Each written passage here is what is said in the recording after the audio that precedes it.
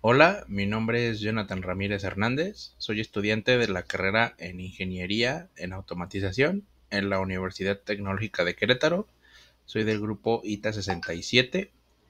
Este video es el resultado de aprendizaje de la unidad 1 en la materia de Ingeniería de Proyectos y en este mismo veremos las herramientas de calidad en un proceso. Ingeniería de Proyectos, resultado de aprendizaje 1. Herramientas de calidad. Planteamiento del caso. Vamos a plantear este caso sobre una línea de ensamblaje de motores eléctricos. La empresa ficticia Electromotores del Norte SADCB se dedica al diseño y ensamblaje de motores eléctricos para maquinaria industrial. Recientemente, la empresa ha detectado un incremento en las unidades defectuosas de una nueva línea de producción. Ante esta situación, la gerencia decide realizar un estudio de herramientas de calidad para identificar, analizar y corregir las causas de los defectos. Antes de comenzar, vamos a explicar brevemente la ruta del proceso a seguir para aplicar un proceso estadístico. Primero, vamos a recopilar los datos. Recopilar los datos completos nos ayuda a tenerlos bien organizados, definir variable o variables de interés y el rango de estudio para eliminar valores atípicos o tener errores en la medición. Después procederemos a las herramientas de calidad. La primera es el histograma, que su principal función es la distribución y nos ayuda a visualizar la distribución de la variable del proceso. Después, el diagrama de Pareto, que nos indica qué cosa impacta más sobre el proceso. Después, un diagrama de Ishikawa, que nos indica por qué suceden las cosas. Posteriormente, el diagrama de dispersión, que nos indica la relación que pueden tener algunas variables entre ellas. Asimismo, podemos aplicar diagramas y hojas de control que nos señala si un proceso está bajo control o si aparecen señales especiales. Y al final, vamos a utilizar todos estos datos, analizarlos y sacar nuestras propias conclusiones para ver si nuestro proceso está correcto, incorrecto y cuáles pueden ser las posibles causas para que esté bien o mal hecho. Bueno, vamos a empezar con la primera herramienta de calidad, que es un histograma. El histograma es un gráfico de barras que nos muestra con qué frecuencia ocurre un valor dentro de un rango y lo utilizamos para ver cómo se distribuyen estos datos. ¿En qué nos ayuda en este caso? Pues nos puede ayudar un histograma a ver cuántos motores presentan ciertas fallas y nos puede ayudar a detectar si hay mucha variación o si no pasa a través del tiempo. Vamos a comenzar con que se toman las lecturas de las unidades que cumplen con que no cumplen con los estándares de calidad en un proceso durante 7 semanas. La tabla a continuación muestra el número de unidades defectuosas por semana.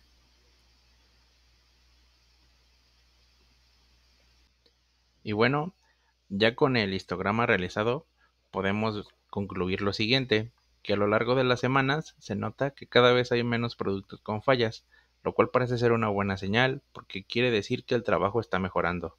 Al principio de la semana 1 y 2 se pueden notar que hay más errores, pero conforme avanzan las semanas se nota que los errores van disminuyendo. También se puede llegar que a la semana 7 se indica que se hicieron algunos cambios o mejoras que harían que estos procesos disminuyeran. A continuación hablaremos del diagrama de Pareto.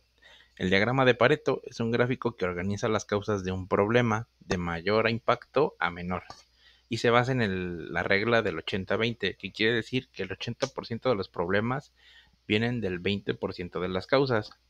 Y en nuestro caso lo podemos aplicar para determinar cuál es el problema más frecuente o más grave en nuestra línea de producción. Bueno, tenemos que se realizó un estudio para analizar las causas de los errores en nuestros motores y se tuvo que la mayor frecuencia está en los tornillos flojos, después los cables mal conectados y al final en una vibración excesiva de nuestros motores. También se encontraron otros errores que no tienen tanto impacto en el proceso, como que el motor no arranque o que el rotor esté desalineado o no cumpla con los estándares especificados. Ya con nuestro diagrama de Pareto hecho, podemos concluir lo siguiente, que los tornillos flojos, los cables mal conectados y la vibración excesiva representan el 73% de los defectos, lo que confirma la regla de Pareto, que pocos tipos de fallas causan la mayoría de los problemas. Esto se podría evitar o corregir haciendo revisiones más estrictas al momento de apretar tornillos o conectar cables, y también capacitar al personal con instalaciones más seguras para evitar errores. Lo que también podríamos hacer es crear manuales de instalación o algún otro tipo de forma para para tener un personal mejor capacitado. También podemos ver que si nos enfocamos en estos tres problemas, podríamos reducir al menos el 50% de los errores. Diagrama de causa y efecto. El diagrama de causa y efecto es una herramienta que nos utiliza para ver qué problemas hay en una línea de ensamble, en este caso, y las podemos agrupar por categorías. En este caso utilizamos las 6M, que son las siguientes: mano de obra, método, máquina, material, medición y medio ambiente. Y bueno, ahora en nuestro diagrama de pescado, o comúnmente conocido como Ishikawa, tenemos que en una de las espinas del pez tenemos que en el área de mano de obra está la falta de capacitación del torque, distracción o fatiga en el operador, rotación frecuente de personal. En el parte de método tenemos un procedimiento de ensamble no estandarizado, ausencia de verificación final al torque, secuencia de apriete inadecuada. En máquina tenemos que hay herramientas de torque mal calibradas, uso de herramientas o manuales inconsistentes y desgaste en equipos automáticos de apriete. En la parte de material podemos tener tornillos de baja calidad, diferencias en las especificaciones de los tornillos, falta de arandelas o elementos de seguridad. En medición tenemos que no se puede realizar la inspección del torque, falta de indicadores visuales para el torque aplicado, registros imprecisos o inexistentes. Y en medio ambiente podríamos tener iluminación deficiente en el área de ensamblaje, ruidos o distracciones en el entorno y un espacio reducido para maniobras. Teniendo estos datos en cuenta y tomando que en nuestro diagrama de Pareto teníamos tornillos flojos, cables mal conectados y vibración excesiva, podemos asumir que nuestro diagrama de Ishikawa está cubriendo con algunas partes que pueden ser responsables de las fallas que muestra nuestro diagrama de Pareto. Y bueno, ¿qué podemos hacer ante esta situación? Pues podríamos entrenar mejor al personal sobre cómo apretar correctamente y revisar bien el torque, establecer pasos claros de trabajo para que todos sigan el mismo proceso, o podríamos establecer un manual de trabajo, revisar y calibrar las herramientas y usar las herramientas automáticas si las tenemos a la disposición. Y también podríamos mejorar el control de calidad agregando revisiones visuales y registros durante el trabajo para detectar los errores a tiempo. Ahora pasaremos al diagrama de dispersión y correlación. Este gráfico compara dos variables para ver si están relacionadas, y en este proceso podríamos utilizarlo para descubrir si hay relación entre dos factores, por si tenemos que los defectos aumentan cuando hay una mayor velocidad en la línea de ensamblaje, o si hay errores cuando un operador tiene poca experiencia.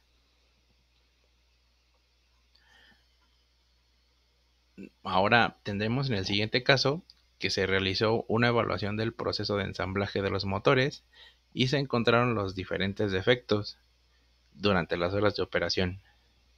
Tenemos que las horas de operación, los errores van aumentando conforme aumentan las horas de operación. Con base en el diagrama de Pareto, vamos a observar lo siguiente.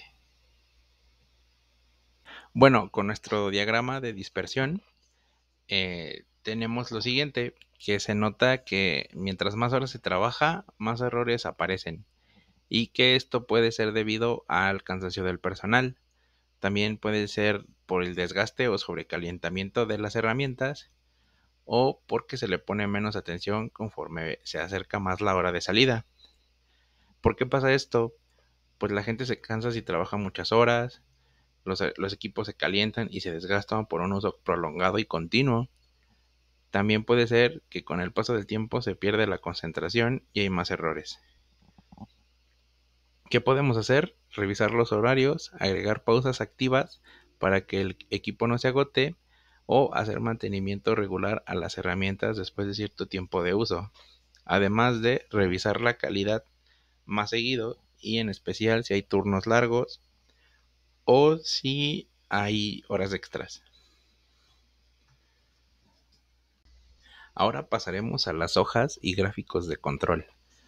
Los gráficos de control muestran si un proceso está bajo control o si hay variaciones anormales. Tienen una línea central y límites superiores e inferiores.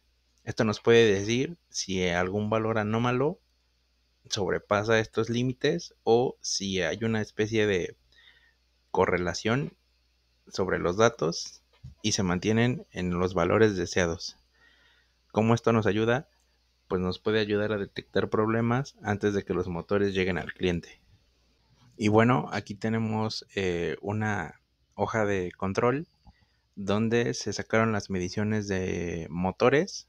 Hicimos 5 muestras para las medidas de los rotores y sobre estas muestras hicimos un promedio. Estos promedios los vamos a utilizar para realizar nuestro gráfico de control. Pusimos la media, el límite inferior y el límite superior. Vamos a utilizar estos 5 muestras y el promedio. Vamos a calcular la desviación estándar para poder hacer nuestro gráfico de control. Y pues como vemos, no hay no hay mucho grado de separación. Nuestro margen no es tan largo y hay pocas piezas o ninguna que sobrepasa los límites inferior ni superior. Se puede ver aquí en el promedio y en la media que todo parece estar bajo control. Lo veremos ahora aplicado en el gráfico. Bueno, ahora viendo el gráfico de control, tenemos que efectivamente todo está funcionando de buena manera. Todo esto nos indica que el proceso está bien, está estable y que hay pocos cambios entre cada grupo de los productos medidos, que vendría siendo los rotores del motor. La gráfica confirma que el proceso va bien, que no hay señales de que algo esté fallando. Además, el índice CPK salió en 1.7 y eso es bueno, significa que los motores están fabricando, cumplen fácilmente con los estándares de calidad y que no hace falta hacer cambios urgentes. Si nos regresamos al diagrama de Pareto, vemos que el rotor, las fallas en el rotor eran menos del 5% y eso nos indica que el proceso de fabricación de nuestros rotores está en buen estado. ¿Por qué es importante el CPK? El CPK es el índice de la capacidad de un proceso y nos sirve para medir que también se está cumpliendo con las especificaciones que nos da el cliente. Entre más alto sea el índice del CPK es mejor. Si el CPK es menor a 1, quiere decir que el proceso no cumple con los límites de calidad. Si es igual a 1, apenas lo cumple. Y si es mayor a 2, si es mayor a 1, perdón, que sería nuestro caso, significa que el proceso no es que cumpla, sino que lo está haciendo con un margen bastante alto. Para resumir, un CPK alto nos puede dar tranquilidad a la hora de medir un proceso. Y bueno, ya para terminar, con todos los análisis y las herramientas de calidad aplicadas anteriormente, podemos definir en qué estado se encuentra nuestro proceso. y es el siguiente. Nos indica que el proceso de armado final de los motores ha mejorado bastante y que va por buen camino. Al principio hubo muchos errores, sobre todo las primeras semanas. Eso puede ser posible ya que el personal se estaba acostumbrando. Después de la tercera semana en adelante, los problemas fueron bajando gracias a que se aplicaron correcciones que sí funcionaron. La mayoría de los defectos se deben a unas cuantas cosas como tornillos flojos, cables mal conectados o vibración excesiva al momento de estar encendido el motor. También vimos que algunos errores tienen que ver con la falta de capacitación del personal o que las herramientas estén desgastadas o en malas condiciones. A pesar de todo, el proceso es estable y funciona bien. Tenemos que no hubo cambios bruscos y que todo está fuera de lo normal. El índice de nuestro factor de calidad, que es el CPK, está por 1.73, lo cual es bueno y quiere decir que no hace falta hacer cambios urgentes. Pero también siempre hay oportunidad para la mejora continua. En resumen, se recomienda mantener lo que ya funciona y reforzar la capacitación del personal, dejar bien claros los procedimientos y seguir cuidando tanto a las personas como a los equipos. Si seguimos este proceso, podemos llegar a un buen margen de eficiencia y calidad.